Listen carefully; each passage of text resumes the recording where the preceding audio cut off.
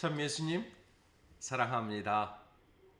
마음을 모아 사랑을 모아 함께 또 우리가 가톨릭계 교리서를 공부하는 시간을 함께 이렇게 하도록 하겠습니다. 역사적 예수님은 분명히 우리에게는 흥미가 별로 없습니다. 그러나 주님께서 역사적 예수라는 게 예수님께 3년간 공생활 통해서 보여준 이야기는 어느 때는 좀 더 이렇게 좀 실패한 모습을 보게 됩니다.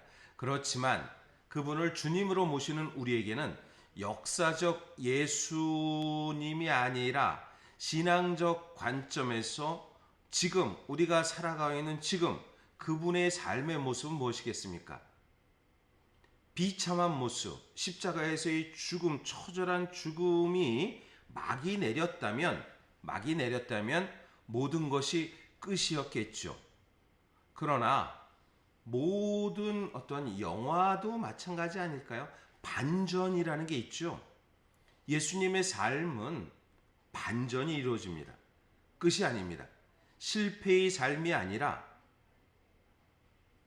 예수님께서 당신이 살아생전에 말씀합니다. 나는 사흘 만에 다시 살아날 것이다. 아무도 믿지 않죠.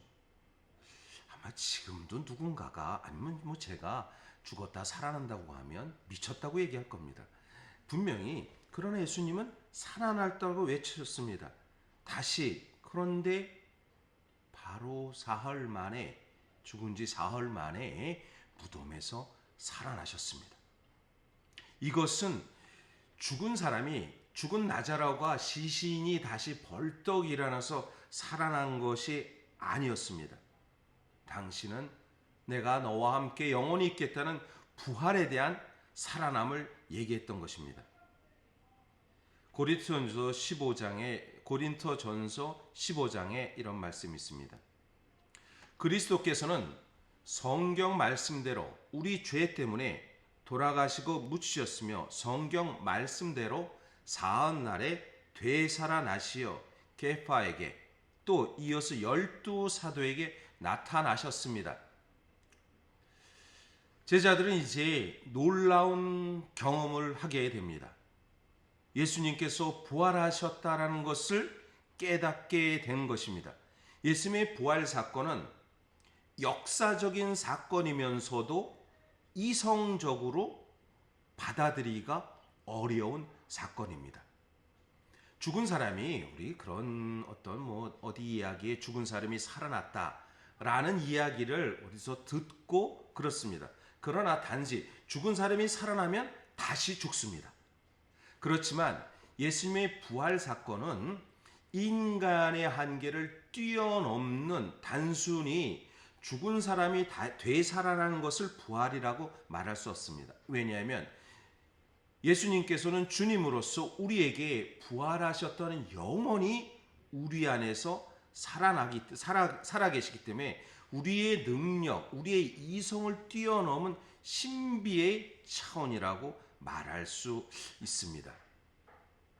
우리가 코끼리를 보면 코를 보면은 길쭉하다, 다리를 보면 굵다, 그리고 또 몸뚱아리 보면 꼬리 보면 작을 수 있다 라고 이렇게 보지만 우리는 볼 수 있는 것이 국한에서 볼 수 있습니다. 그렇기 때문에 우리 이성을 넘어서서 초이성이라는 부분은 그 부분에 대해서는 누구도 역사적인 사실로 우리가 받아들일 수는 없습니다. 그렇다면 이것은 신앙의 눈으로 보게 됩니다. 다락방에 숨어 있었던 제자들이 확 박힌 것, 완전히 주님은 부활하셨습니다 라는 것은 어디에서 있었겠습니까? 이것은 바로 성령의 힘을 통해서 새롭게 깨닫게 됩니다. 주님 있어? 주님 믿어? 보여? 뭘 줘? 아이고 나에게 신앙이 뭐가 있어? 그렇게 생각하는 분들이 계십니다. 그렇지만 지금 변화된 신앙생활에 변화된 자신을 보면 여기에는 깨달음입니다. 여기에는 초자연적인 은총이 내게 왔다는 것입니다. 왜냐하면 저도 신앙심이 그리 깊지 않았고 물론 제가 일반인들과 뭐 다를 게 없죠. 그렇지만 제가 신학교를 들어가게 된 것도 우연한 기회에, 저는 뭐 이제 하도 오래되니까 81년에 세례받고 저는 87년에 신학교를 들어갔습니다. 중간에 세례받고 나서 군대를 갔다 왔습니다. 그리고 나서 2년간 주일학교 교사를 했습니다. 그러니까 저한테는 그렇게 신앙심이 뭐가 있었을까요? 젊은 청년이. 그렇지만 저에게 인도한 것, 신학교를 들어가게 해서 공부를 통해서 신학을 공부하고 그러면서 사제직에 대한 열망을 간 것은 저를 새롭게 한 것입니다. 성령의 힘은 우리 자신을 뭐 확 바꿔서 뭐 지혜가 넘치고 뭔가 주님에 대한 현존에 대한 부분이 보다는 내 자신의 확실하게 새로운 삶의 출발이라고 생각됩니다. 성령의 힘에 의해서 이제 제자들은 주님의 부활에 대한 이야기를 얘기하게 됩니다. 그것은 은총의 힘, 즉 초월적인 힘으로, 그래서 부활하신 주님을 다시 이야기하고 밝히는 것입니다. 그렇다면 저만, 그리고 제자들만 주님의 부활을 믿고 따르고 선포하는 걸까요? 많은 이들이 역사적 예수는 실패한 분이었다면, 그러나 그분의 그 말씀과 행적, 즉 역사 안에서 말씀과 행적을 통해서 나는 길이요 진리요 생명이다. 가난한 사람은 행복하다. 슬퍼하는 사람, 너희가 오른뺨을 맞고 하면 왼뺨도 내려라. 용서해줘라. 7번이 아니다. 77번씩이라도 용서해라. 라는 말씀을 통해 보여준, 그리고 나병환 자에게 따뜻한 손을 내밀었던 그 모습에서 우리는 그분이 단순히 실패한 삶이 아니라 나의 삶을 변화시키는, 주님께서 나를 살아갈 수 있도록 이끌어주는 그 힘이 있음을, 바로 주님이 나를 어떻게 보면 실패한 우리 자신의 모습이 아니라 성공한 모습으로 있다라는 것.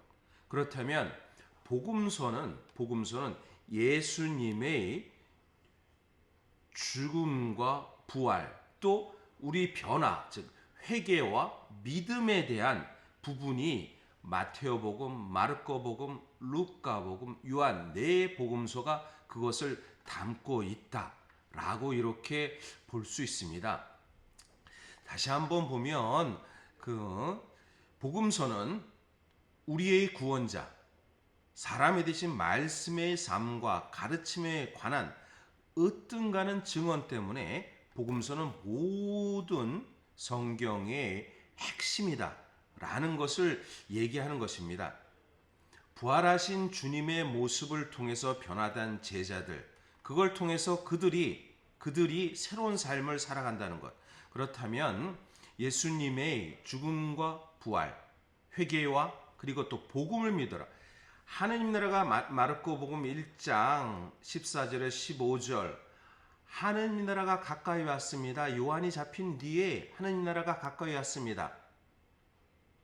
회개하고 이 복음을 믿으십시오 라는 말씀은 바로 하나님 나라가 예수 그리스도 안에서 왔다라는 사실은 이렇게 얘기하는 것입니다. 예수 그리스도 하나님 나라가 가까이 온 것은 우리가 역사 안에서 보이지 않는 하느님이 역사 속에 들어온 하느님, 그래서 아버지를 보고자 하냐, 나를 본 것이 곧 아버지를 본 것이다 라고 주님께서 말씀했다는 것, 그것은 우리에게 모든 변화의 기쁨을 보여줍니다. 복음서는 마테오, 마르코, 루카, 요한 복음서의 이야기는 또 자세히 다음에 한번 또 다음 시간에 살펴보도록 하겠습니다. 다시 한번 주님 안에서 또 살아계신 주님이 우리에게 성령의 은총을 통해서 변화시켜 주고 있고, 즉 변화되었고 변화시켜 주고 변화될 것이라는 믿음을 간직하는 오늘이 되시기를 다시 한번 바라겠습니다. 네, 행복한 오늘이 되시기를 바라겠습니다.